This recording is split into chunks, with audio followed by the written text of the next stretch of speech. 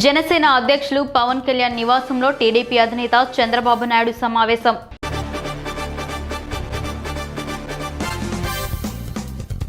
ఎన్నికలకు సన్నద్ధం కావాలని కాంగ్రెస్ నాయకులకు కార్యకర్తలకు పిలుపునిచ్చారు.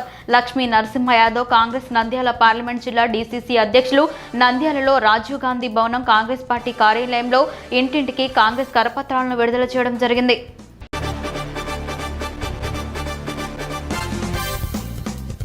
శ్రీశైలం మహాక్షేత్రానికి భక్తులు పోటెత్తారు. సెలవు రోజు కావడంతో అధిక సంఖ్యలో భక్తులు శ్రీశైల క్షేత్రానికి తరలివచ్చారు.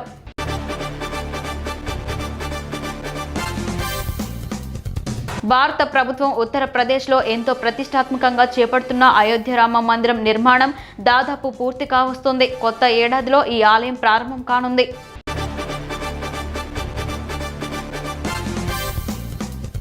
గాజాలో ఉగ్రవాదుల అతిపెద్ద సొరంగాన్ని ఇజ్రాయెల్ సైన్యం గుర్తించినట్లు ఆదివారం ప్రకటించింది. సరిహద్దు వద్ద ఎరెజ్ క్రాసింగ్ కు 400 మీటర్ల దూరంలో దీన్ని గుర్తించినట్టు వెల్లడించింది.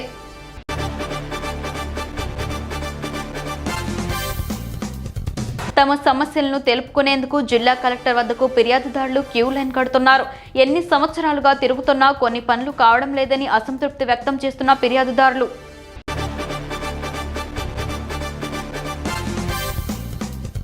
పుత్తూరు పట్టణంలో ఓటు హక్కుపై అవగాహన ర్యాలీ కార్యక్రమం సోమవారం మున్సిపల్ కమిషనర్ కేఎల్ఎన్ రెడ్డి ఆధ్వర్యంలో నిర్వహించారు.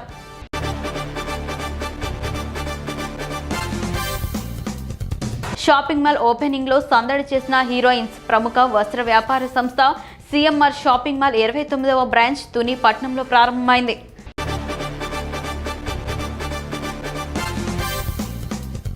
నిన్న రాత్రి బిగ్ బాస్ సీజన్ 7 ఫైనల్ ముగిసిన అనంతరం హైదరాబాద్లోని అన్నపూర్ణ స్టూడియోస్ వెలుపల జనం అత్యుత్సాహం చూపించారు. స్టూడియో నుంచి బయటకొచ్చే కార్లపై దాడికి తెగబడ్డారు.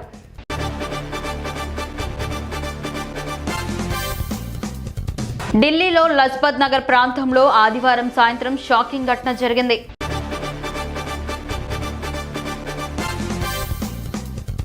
జనసేనాని నివాసంలో చంద్రబాబు సమావేశం అనంతరం మీడియాతో నాదెండ్ల మనోహర్ మాట్లాడారు.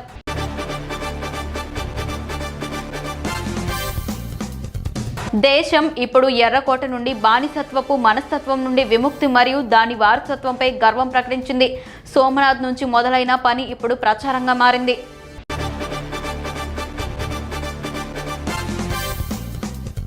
ఉత్తరప్రదేశ్లోని వారణాసిలోని స్వర్వేద్ మహామందిర్ను ప్రధాని నరేంద్ర మోడీ సందర్శించారు.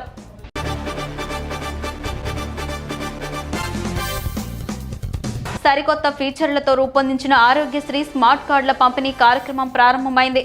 తాడేపల్లి సీఎం క్యాంప్ కార్యాలయం నుంచి సీఎం జగన్ ఈ కార్యక్రమాన్ని ప్రారంభించారు.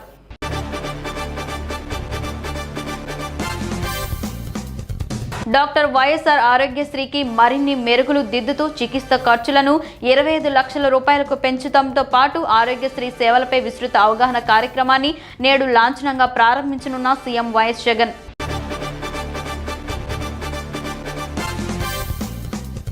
వచ్చే క్రిస్టమస్ సంక్రాంతి పండుగ ముసుగులో కోడి పందాలు పేకాట నిర్వహిస్తే కఠిన చర్యలు తీసుకోవడం జరుగుతుందని నూజివీడు రూరల్ సీఐ బాల సురేష్ హెచ్చరించారు.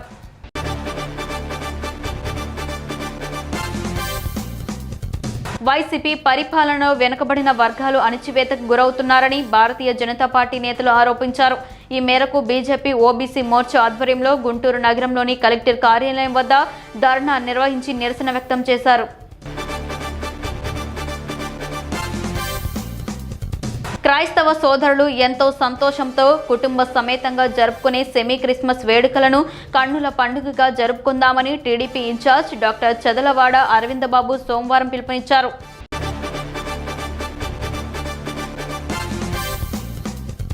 తాడేపల్లి మండలం ఉండవల్లిలోని అంగన్వాడీ కేంద్రం తాళం పగలగొట్టేందుకు ఆదివారం రాత్రి సచివాలయ సిబ్బందితో వీఆర్ఓ చేరుకోగా సమాచారం అందుకున్న టీడీపీ జనసేన సిపిఎం నాయకులు స్థానికులతో కలిసి ఆందోళన చేపట్టారు.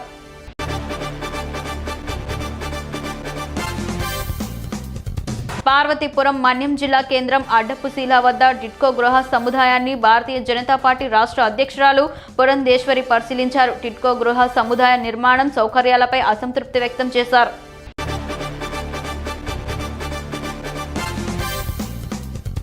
తమిళనాడు మరోసారి భారీ వర్షాలు ముంచెత్తుతున్నాయి. దీంతో జనజీవనం అస్తవ్యస్తంగా మారింది. దక్షిణ తమిళనాడుకు చెందిన తిరునెల్వేలి, తుత్తుకుడి, తెన్స్కాకి, కన్యాకుమారి జిల్లాలు తీవ్రంగా ప్రభావితమయ్యాయి.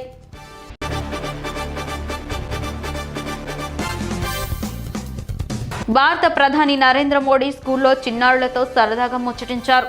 ఉత్తరప్రదేశ్లోని వారణాసి పర్యటనలో ఉన్న ఆయన నాడేసర్లో జరిగిన వికాస్ సంకల్ప యాత్రలో పాల్గొన్నారు.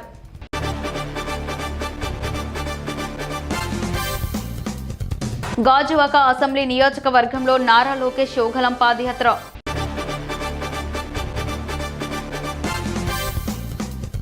నూతన సంవత్సర వేడుకలకు డ్రగ్స్ కొనుగోలు చేసేందుకు ప్లాన్ చేస్తున్న అంతర్రాష్ట్ర ముఠాను రాచకొండ ఎస్ఓటీ పోలీసులు అరెస్ట్ చేశారు.